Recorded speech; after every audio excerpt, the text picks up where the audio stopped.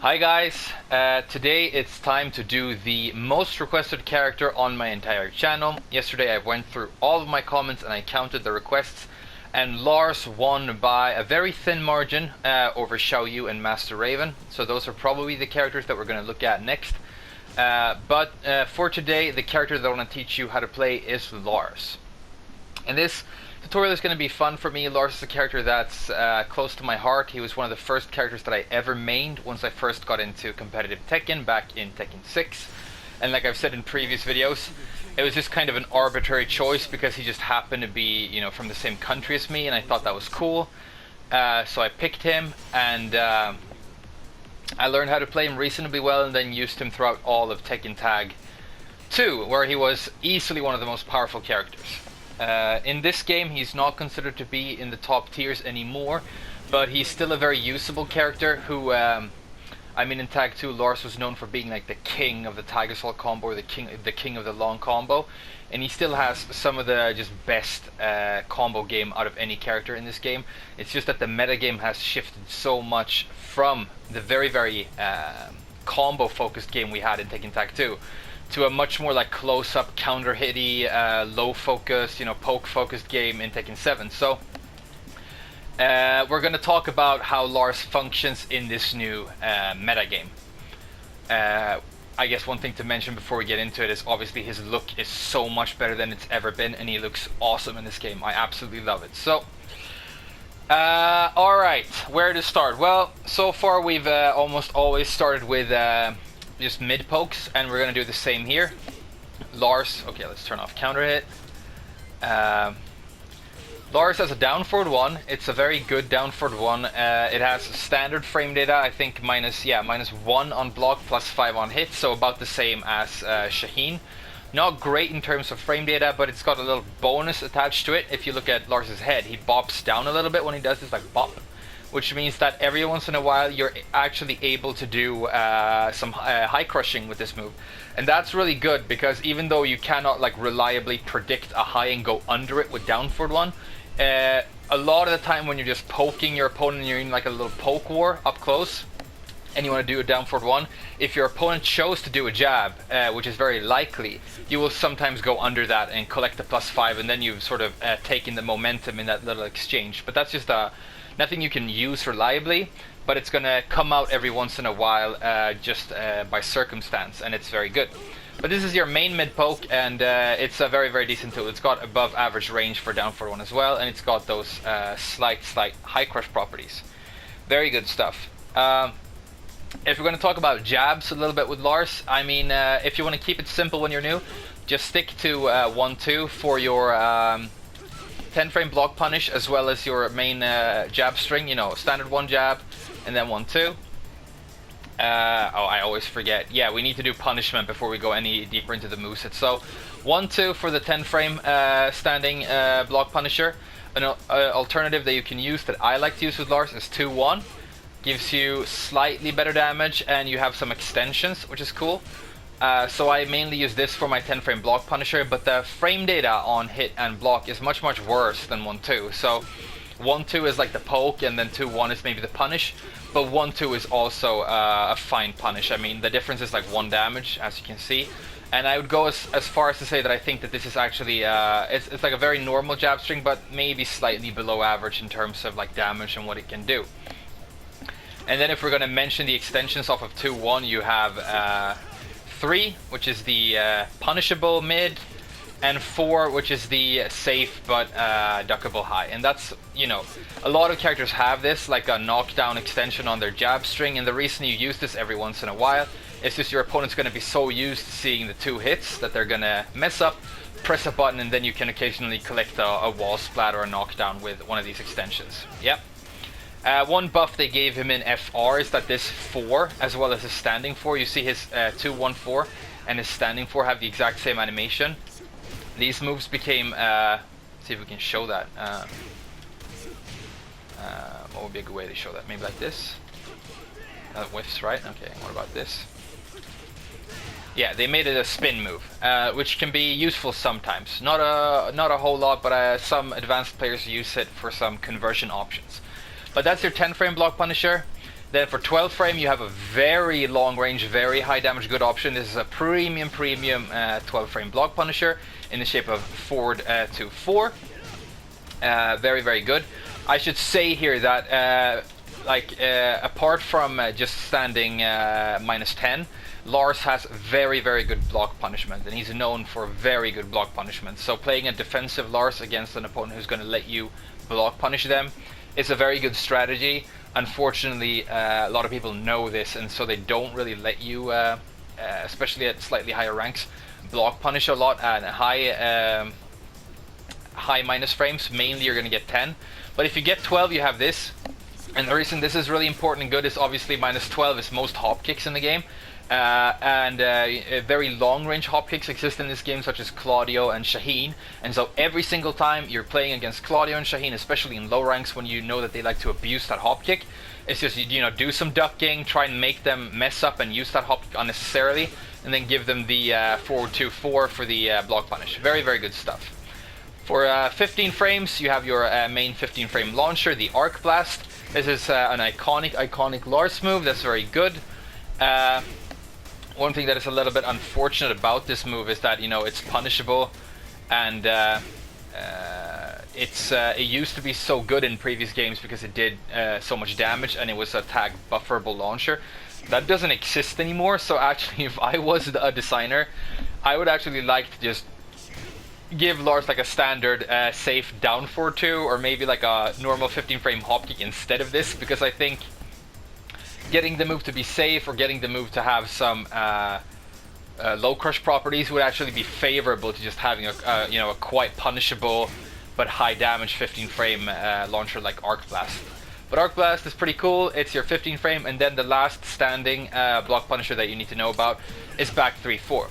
Back 3-4 is a new addition in this game, and it is very, very, very good and important in certain matchups, because in completely natural combo, obviously knocks down, does great damage, but the range of this move is absolutely massive. If you look at this back 3, look from way out here, I'm comfortably hitting Master Raven, like even way out there, right? And so what this means is you can actually block, punish, pause Death Fist, I think even Heihachi's 4-4-2, and a lot of these moves that will not allow you to block punish because of pushback.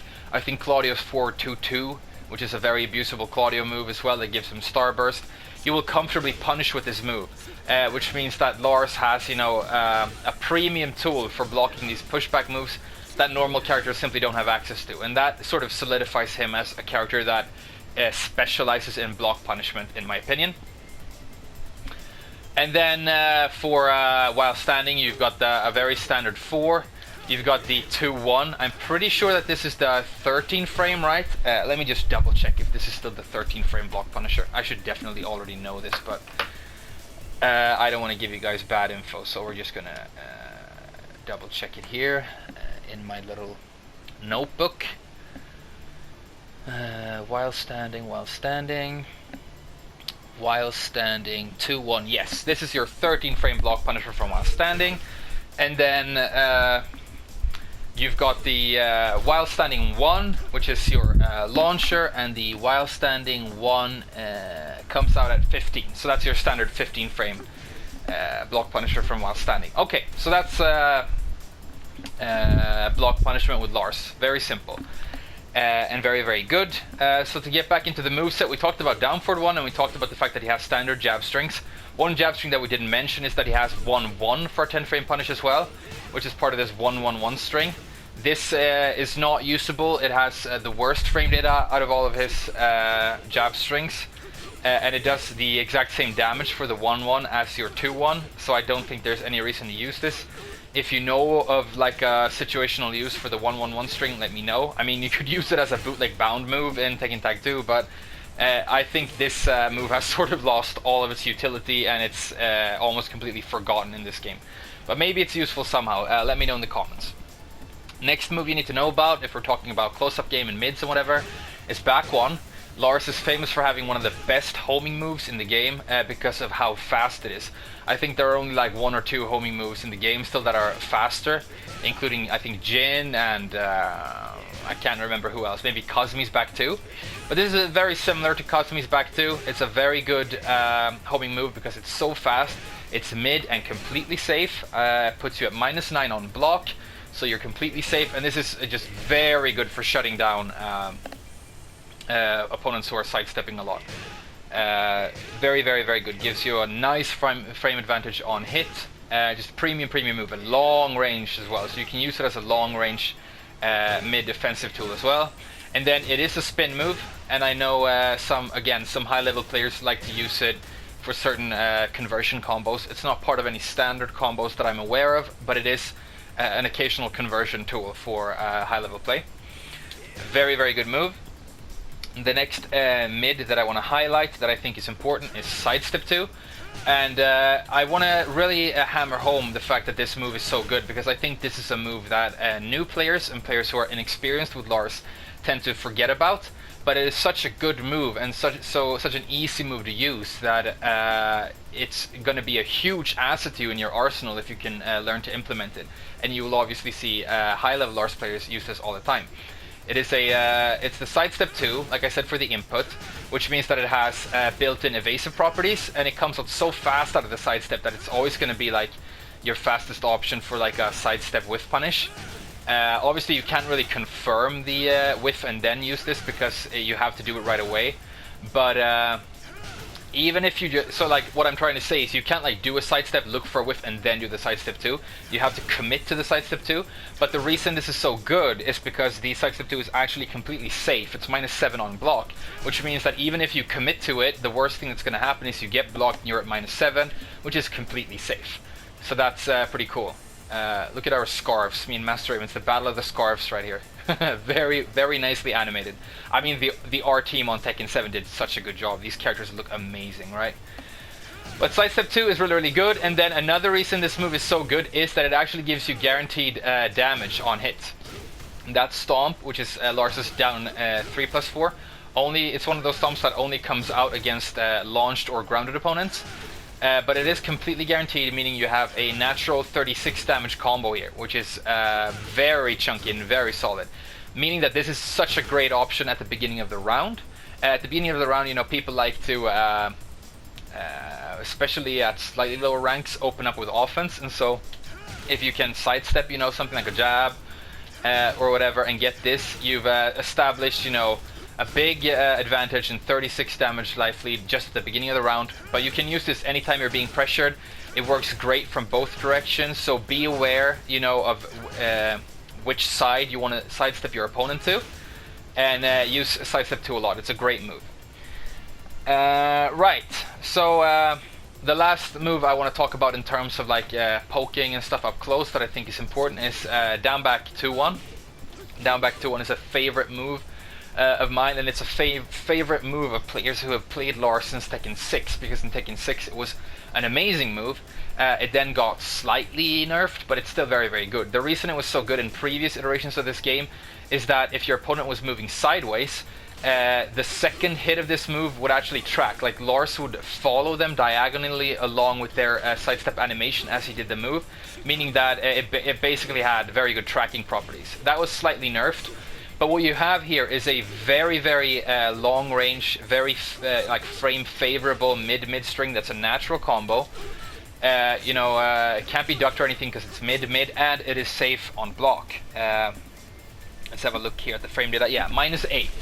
So this is a favorite option of mine after a sidestep as well. I like to sidestep into this, establish you know, a frame advantage for the for opening up the offense.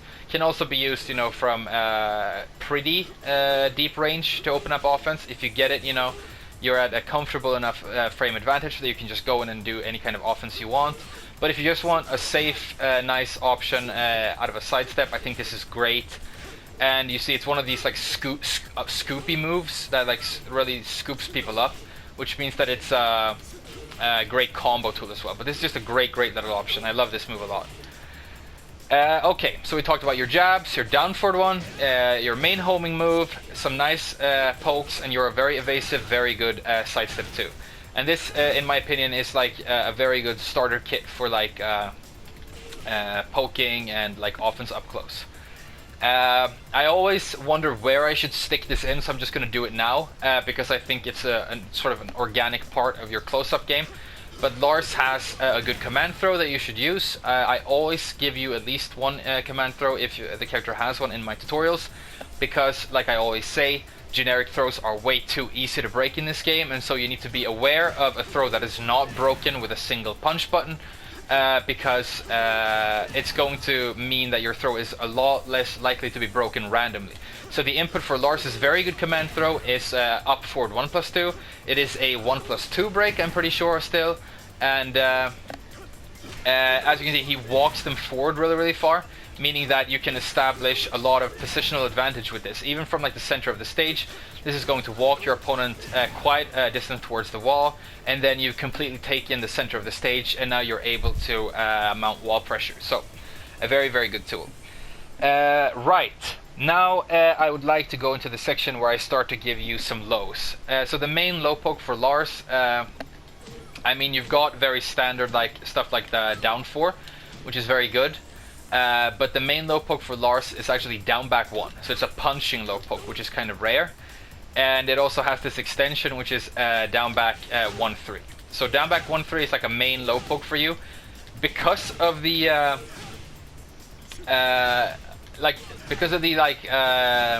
extension that exists here.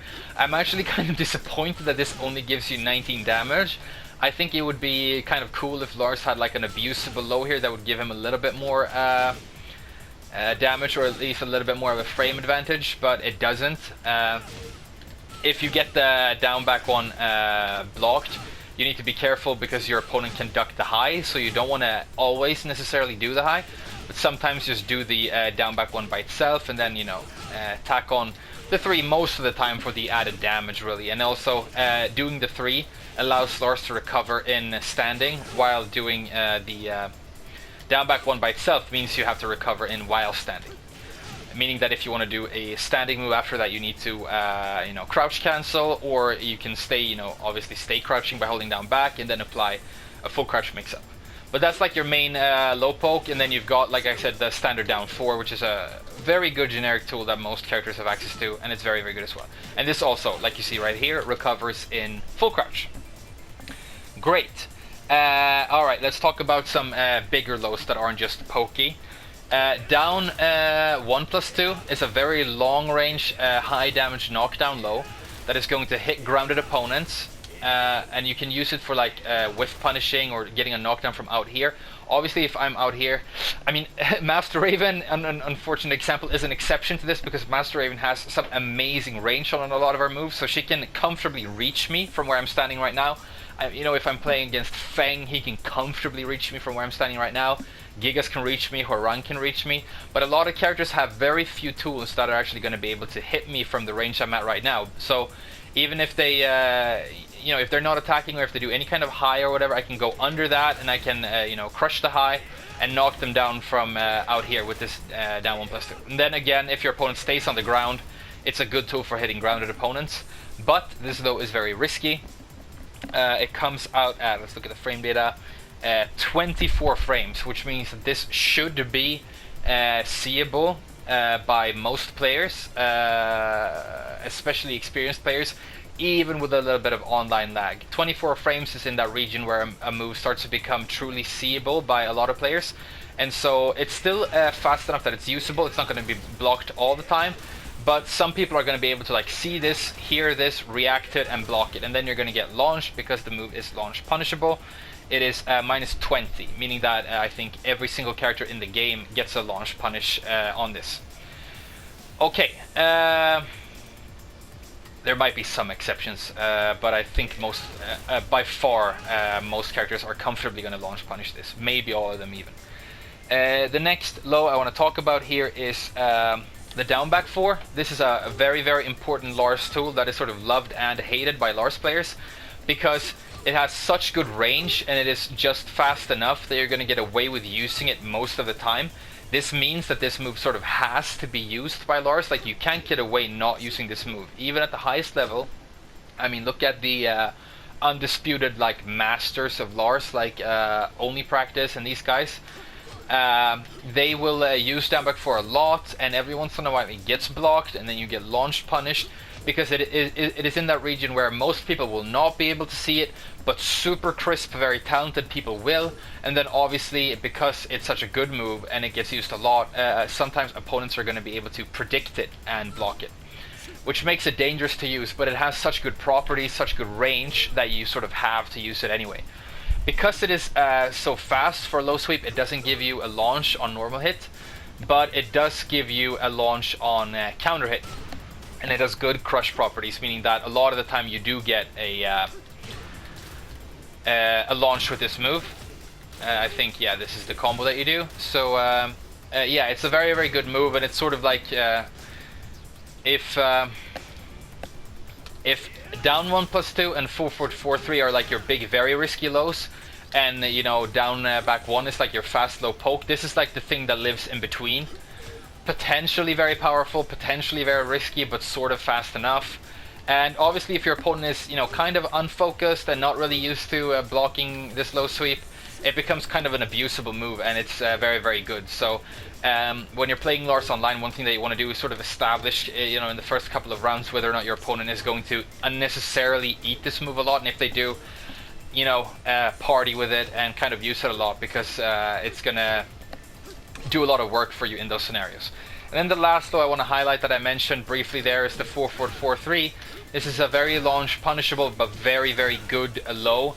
This is a completely natural combo, as you can see here, and it does great, great damage. Meaning that, I mean, anytime when you're just like, your opponent is hesitating and you don't know what to do, and maybe you want to finish the round, you just do that. You get 34 damage, which is absolutely massive. And it's just a great, great move. But it is risky and launch punishable. It comes out at 21. So like, again, it's the same as the down back 4. It's in that region where it should not be seen, but when it does get seen, you get blown up. But the potential reward for using this move is so huge. I mean, great damage, completely, I mean, unblockable if your opponent remains standing because of the natural combo property. Huge frame advantage, and just a great, great move. So yeah, I like this move a lot, but you can't get too obvious with it. But it's great. It's really, really great. The reason some people are going to be able to see it is because you need to do the forward command, forward 4-3. Some people who are very good at Tekken are used to actually being able to see or hear, if they're sitting next to you, whether or not you're doing a 4-4 command on your controller. They sort of see that little dash that comes out, and so they know that, okay, he's on a 4-4 command here, and so he's going to probably do this move, and they're able to react to that and block it. And so you need to be able to mix that up with some mids, and for the mids you've got 4-4 1+2, which we're going to talk more about later, and if you need a launcher, you got 4-4 2. So those are like some necessary mix-up tools against high-level players when you're using 4-4-4-3. Okay, so that's it for lows. I think before we go into... okay, no, let's talk a little bit about spaced out game first. Okay, so Lars has like 2 main tools that he likes to use when he's out here and spaced out from his opponent. I personally think that Lars is best when he's actually mounting a lot of pressure. He's not like a traditional rushdown character, but he kind of has to play a lot of rushdowny, play in kind of a rushdowny style to succeed in this game, because he doesn't really have anything else that's very exploitable. But from out here, he has 2 main tools that he really likes to use. The I just messed that up.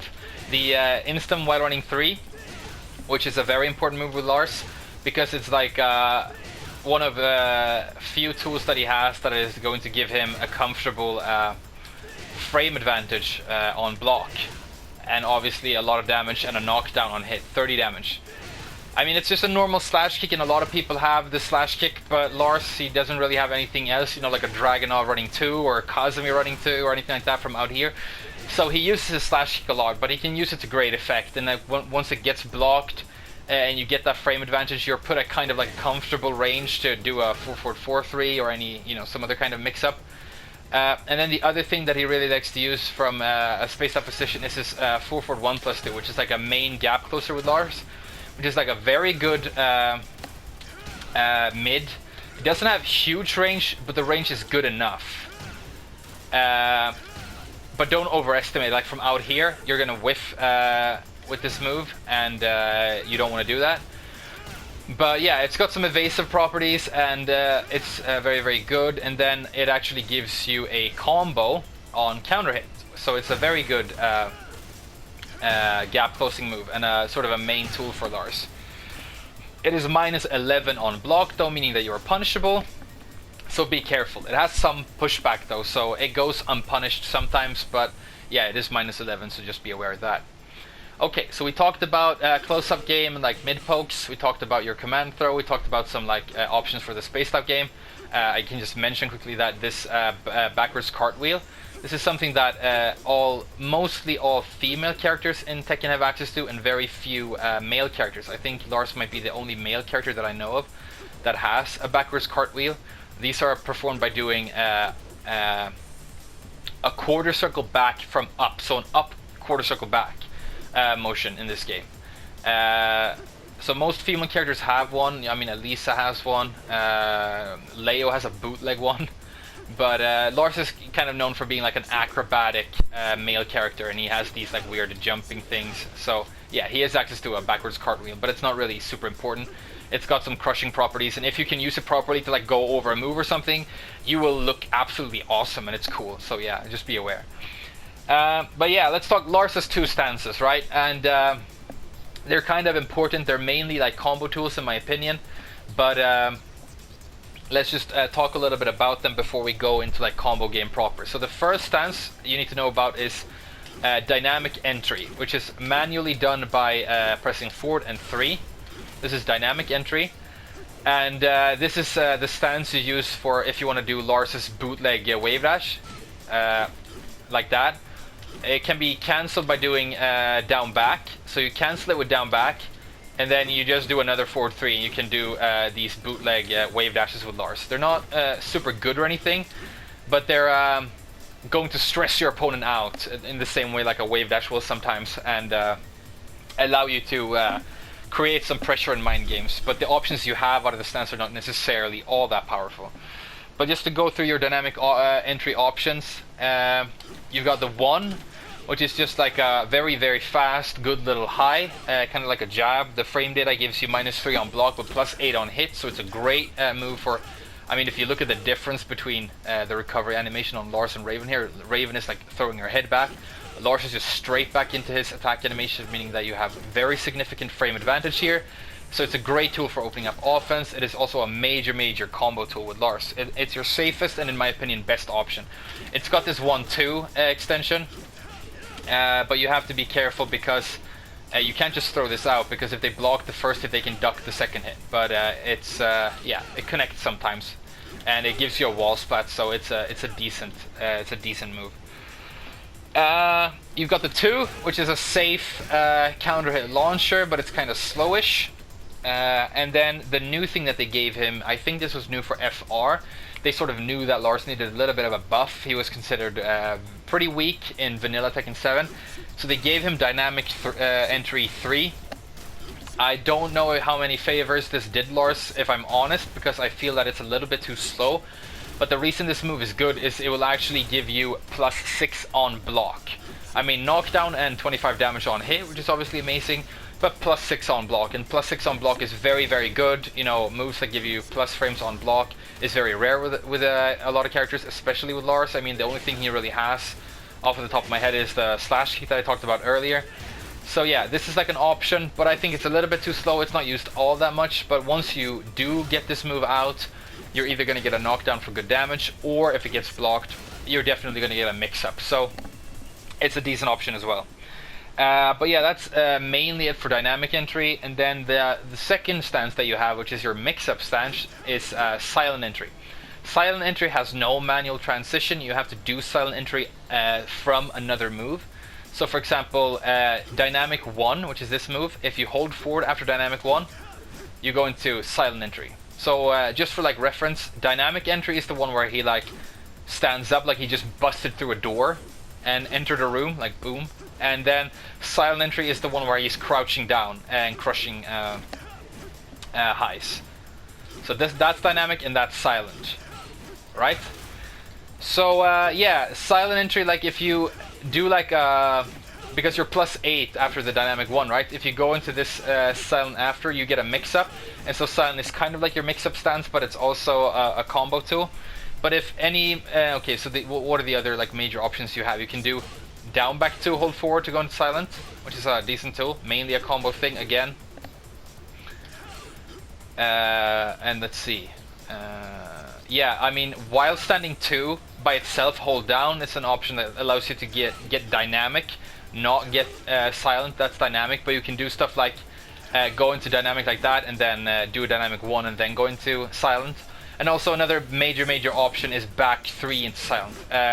We talked about back 3-4 being this great block punisher, but from way out here, because the back 3 has such massive range, like one of the longest range moves that I know of, if that hits from way out here, you can like hold forward, go into silent, and you can apply a mix-up, right? And this is also a great combo tool. So from silent, the options that you have is silent 1, which is a very chunky, high damage mid. That is -10, so barely punishable on block. Very good option. You have silent 2, which is the low. It's a very chunky low that gives you a launch on counter hit. I mean 20 damage, great low. And so the fact that you have this low, the reason this is important is this low existing is what allows you to create the mix-up, right? Because you need a big low to be able to mix up your mids from a stance. Sorry, just gonna have some coffee. Right, so that's the low, and then you have the 3, which is the mid high-powered launcher. This is like a 14-frame launcher, but it's not really a 14-frame launcher because it comes out of a stance, so you can't use it for like 14-frame block punishment or anything. But it's very fast and very powerful. And if you feel confident your opponent is gonna duck, you can use this for like your mid launcher, but in my opinion, the best option you have for a mid out of silent is down forward 1, which is this sort of overhead slam dunk kind of move. Because this is a very safe but high powered mid that is only -4 on block, so it's a very good option. You know, if they do duck, you get 20 damage and a good frame advantage, but if they block it, you're only at -4, so it's a very safe option, and in my opinion, your best option out of silent. Okay, so that was just a quick interlude about his stances. We're gonna see a lot more of them in the next section, where we're gonna talk about combos. I think we're gonna actually go into combos right now and then wall game. The reason we're not on a wall stage right now is Lars is one of those rare characters that has such good wall carry in his standard combo game that you actually need a wall-less stage to be able to properly demonstrate his combos. Because if we go to like the abandoned temple right now, his combos will carry to the wall before the ender, and so it becomes a little bit difficult to show. Combos are still Lars' strong suit. He has some of the best damage off of his standard combos in the entire game, as well as some of the best launchers. His combos and his launcher game is absolutely massive, and it's the strongest and most standout feature of the character. So learning how to mix up your opponent and learning how to set up your launchers with Lars is going to be the major deciding factor as to whether or not you're successful with this character. Because we've talked a lot about like you know, poking game and like spaced out game and gap closing and stuff like that. He can do all of these things, but he is not better. He's actually slightly below average than most other characters, which is the reason he's sort of fallen down in the tier list lately. But when it comes to his combo game, he is still stellar, and this is where he gets a lot of fun as well, because his combos are fun to do, not too difficult to do, but look super awesome. And he also has some of the best wall carry and best wall combo damage in the entire game. So we're just going to talk about a lot of his standard launchers, and I'm going to show you the combos. Lars has a lot of options for his combos, so I'm just going to show you the options that I use, and all the options that I use have above average, really solid damage, so they are good, decent options, and they have wall carry conversions, but there might be, there might be more optimal options or more comfortable options for you out there. But this is just going to be like my suggestions, and they're not like outlandish bad suggestions. Okay, they're very solid options for your Lars combo game. So I think we should start with forward back 2-1. And the reason 4-back-2-1 is unique is that it's actually a 14 frame launcher, which is a very unique thing that not a lot of characters have access to. And this means that Lars can actually launch punish 14 frames if you're fast enough. So yeah, it's a premium tool to have, and it's also a very, very good whiff punish. It leads to good damage. So the combo that I'm going to suggest off of this launcher is, I'm going to do it first and then we're going to talk about it. Let me just think it through. What is it I do these days? I think I do...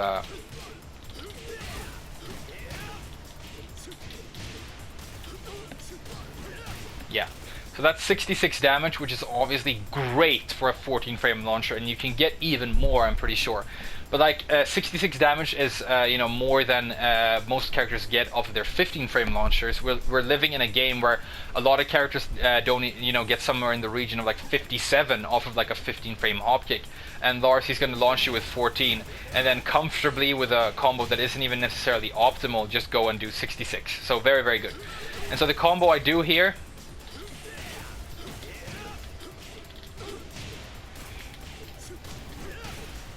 is I launch with the forward back 2-1. I do a manual dynamic entry 2. I refloat with a down forward 1. I spin with down forward 2-1, which is like Lars's main spin move. I then run up and do another refloat with the down forward 1. And after down forward 1, I do back 3, hold forward, silent entry 1. And that's kind of like a generic Lars combo ender that has like optimal damage for an ender, and so it's what I use for an ender most of the time. Down forward 1, back 3, hold forward, silent 1 is a very, very good option. Okay, now let's talk about Arc Blast. Arc Blast is his 15 frame launcher, and so what I do off of this move is this. Okay, one more time.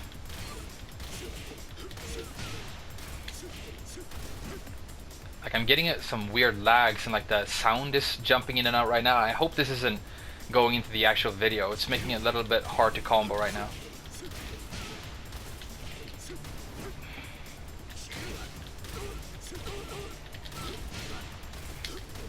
Oh, come on.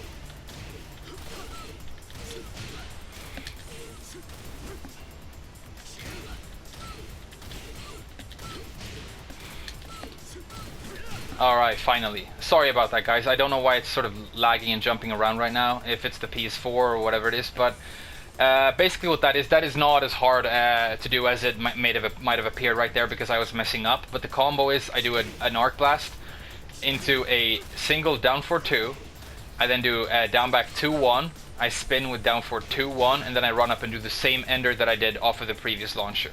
And if you just want to do something a little bit easier here, you could just do like that. You know, it's down back 2-1, spin with down forward 2-1, run up, and then do forward 2-1, hold forward silent 1. Like, you can do very like easy generic options with Lars that are going to work easily, but the combo I just showed you, like 65 damage, is kind of good. And so if you're able to get it, then it's what I would recommend. And it's not hard to do at all. I'm just really messing it up right now.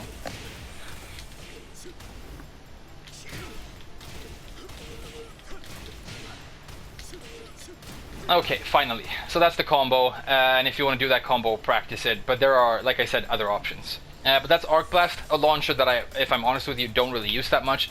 If I want to punish 15 frames, I use that because I think it's better. And if I want to like whiff punish, I usually use my 16 frame lightning screw instead of Arc Blast. So I don't really use Arc Blast all that much. I don't think it's that good of a move anymore, but it's your 15 frame block punish option. The next move I want to talk about is the orbital. Lars has a very, very good orbital. It's one of his best moves because it's a very evasive, low crushing, sometimes mid and high crushing, long range mid launcher that is completely safe on block, which is obviously amazing. And this is something, you know, that you know, Shaheen shares with his orbital and Brian with his orbital. Lars' orbital is not quite that good, but it's still very, very good. It can be used from full crouch to create mix-ups from full crouch that are completely safe, same way Shaheen does. And again, the combo you do off of this is very, very good, and not very hard to do at all, but leads to premium damage. So The combo I do off of this looks like this. Yeah.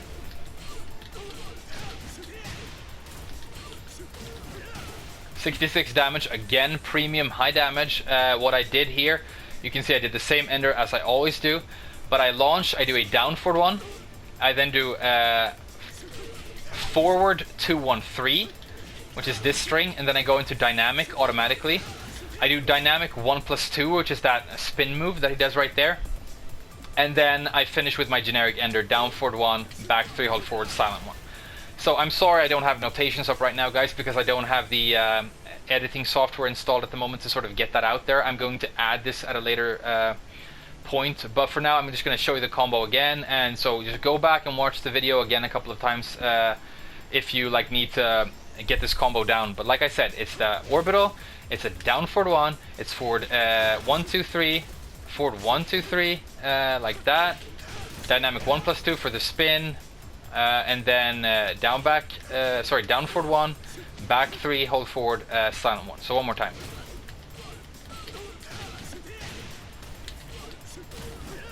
Okay, good stuff. One thing I should mention here is that all the combos that I've shown you so far, I end the combo with this, down forward 1, back 3, hold forward, silent 1, which I think is such a great ender with Lars. But if you want wall carry with Lars, you have a very solid option that you can just substitute that ender for. He has one of the best wall carry like enders in the entire game, and it's a down back 2, 3. This move. This is going to kick your opponent way towards the wall, and then give you more than enough time to run up and get your wall combo. So I guess I'm just going to show this once off of this launcher as well. But this works off of any combo I've shown you so far, and it's like your best option for wall carry in my opinion. Okay, messed it up. Messed it up again. Right there. As you can see, covers a lot of range and gives you very good wall carry. Okay, the next move I want to talk about is Lars's lightning screw. The reason this move is so famous and so good is, first of all, it's like a main short-range whiff punish for Lars. It's very fast and it's got decent range, but it also has extremely good crush properties, and so for that reason it becomes a little bit of a panic move. It can go over lows and it can go under highs, meaning that if you're being pressured very heavily against an opponent that is pressing way too many buttons, you can go under something and launch them with lightning screw. And it is also just a very good like option overall, but it is launch punishable on block. Just be aware that Lars actually recovers in full crouch, so if your opponent does a high punish option, they're not going to be able to launch you. They need to punish this move with a mid, and if they don't know that, they're not going to be able to successfully punish it. This also means that for the combo with Lars, you need to do a while standing move for your follow-up when you're going to combo off of this move. So the combo that I do looks like this. Sorry, no it's not, it's this. 62 damage, very solid. So it's just a lightning screw while standing 4, your normal spin move, which is the down forward 2-1, this move, into your normal combo ender. Very standard, but I mean, like you see, this is not like a long or advanced combo with Lars. It's not difficult to do or anything, but he still always gets like over 60 damage. And he always gets the good wall carry. So, I mean, his combo damage really is stellar, and his combo game really is very good. And again, you could probably do like some sort of more optimal option here for even more damage. Okay, next thing I want to talk about is the counter hit down back 4, which we talked about is like a main and important move. This thing. And the combo I do off of this looks like this.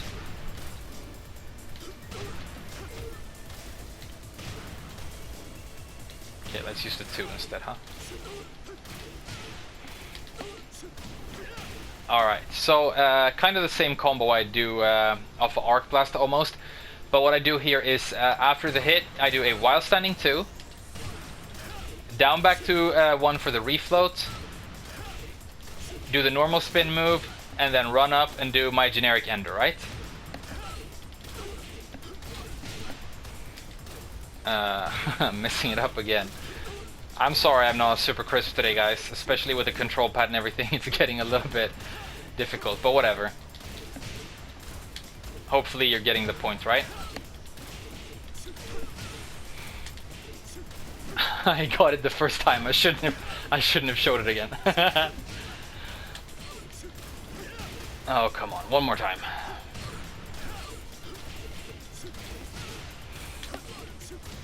Okay. Right. Good stuff. Next thing I want to show you is the 4-1+2, which is the other like main counter hit move that you have. And the combo I do off of this is kind of simplish. Because this spins on the first hit, obviously you don't get an extended combo with a spin move, so what I do instead is this.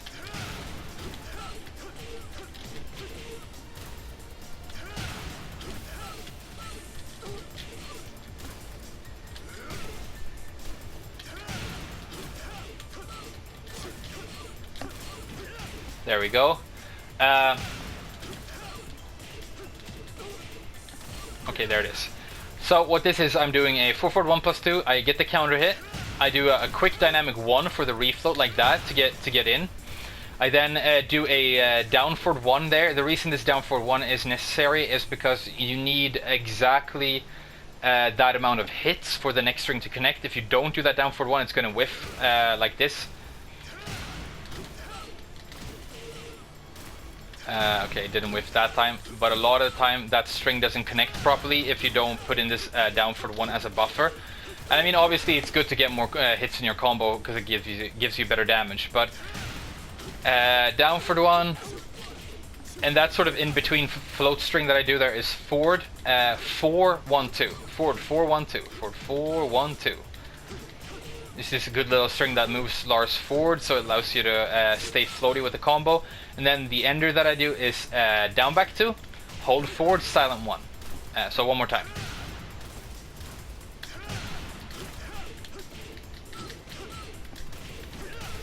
Good little option, damage is decent. Okay, what are we forgetting? Yeah, we need to show you the while standing, obviously, this thing. This launcher, as well as this 4-4-2, which is not really used that much if I'm honest, but these two options have a very unique thing with Lars, where if you hold forward, they allow Lars to cross his opponent up by going into silent entry on the other side of the opponent. And so it's kind of what you have to do to get the optimal combo off of these launchers, which is a little bit finicky at first. But there are also advantages to it, because obviously if I launch my opponent with this when my back's against the wall, I reverse the positioning and I'm able to go straight into a wall combo, then wall Oki. So you can use it as a reverse tool for crossing up, but also like you need to use it to get the optimal combos off of these launchers really. So the combo, it looks like this.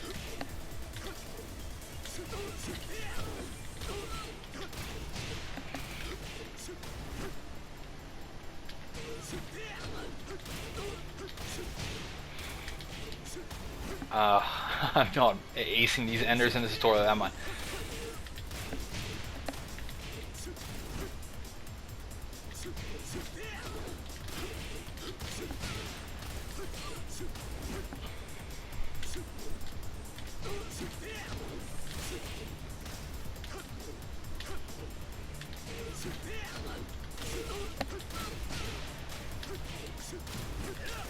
Oh, I got it and I didn't finish. Why?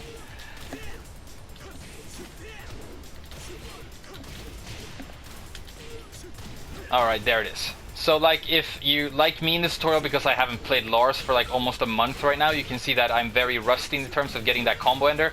You see now it's sort of coming back here and I'm getting to do it a little bit more consistently. But if you have that problem, like what you can do initially is just go straight into your spin move, and then you don't really have to worry about what I'm saying is take out this down back to 1 to reduce the number of hits, and then the combo becomes a lot easier to do.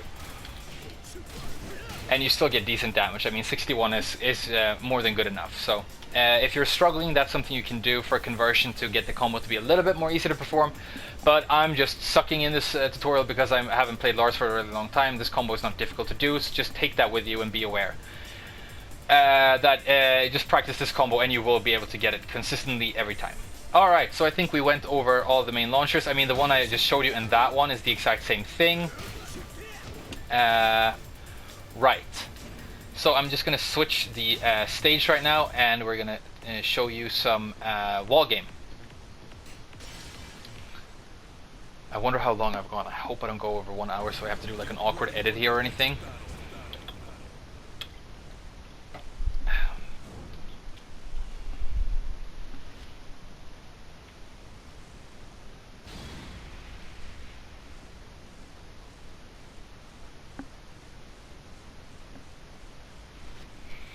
Okay, so the first thing I want to do is just show you a wall conversion combo with Lars from mid-screen, because Lars is so good at this.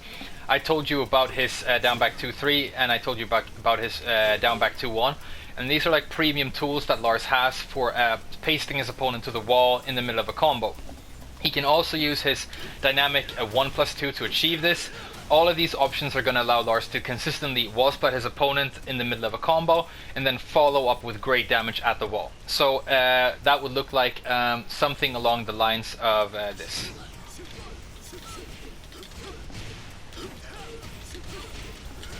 Okay, that wasn't good enough. Let's try and show it again here.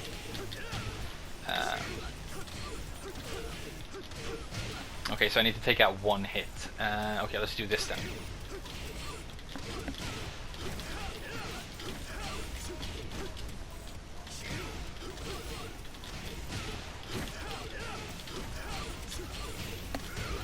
So 84 damage, 11 hits, obviously super good. So you just spin a little bit early. You can use that option for like a wall carry conversion. If you're even more spaced out than that, you can use that option. As you can see, that worked super good. I mean, from way out here, right? Such a good option. And then if you're a little bit closer, like maybe out here, that'll work. No, we gotta be a little bit closer, so maybe that range. Yeah.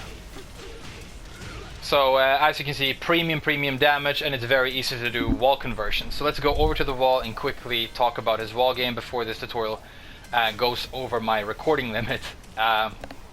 Main wall splat tools with Lars include his 12 frame block punisher in the shape of a forward 2-4. His back 1+2, which has great crush properties and is a homing move, but unfortunately punishable on block. He can use his silent 1. He can use what else is like a good option? 4-4-3 works. His normal slash kick works. His like wall splatting options aren't super good, but his wall combo is really good, and his wall combo conversions are really good. And so after a wall splat, mainly what you do with Lars, if you're completely new and you just want to do something that is going to work consistently and do decent damage, you can do this string. It's very decent damage. It's forward 4, 1-2-1, forward 4, 1-2-1, and this is very consistent and works really well. But he has better options, and then the better option that you should be using with Lars is down forward 1, down back 2-1, and then forward 1+4, which is his shoulder. Down forward 1, down back 2-1, shoulder, right? So that looks like this. 68, I mean, amazing wall combo damage. And the reason this is so good is, like I showed you in the combos from mid-screen, what you can do if you're doing a wall combo conversion is you just take out the down forward 1 and you can substitute it for a dynamic 1, which is going to hit from a really far out range, and the combo still works super consistently, and so you can do your full like wall combo even from a spaced out position. So always a good option I showed you earlier, like say I do, you know, this. As you can see, I substitute the down forward 1 in the wall combo for a dynamic 1, and I can do it from like comfortably from mid-screen. Right, see what I mean?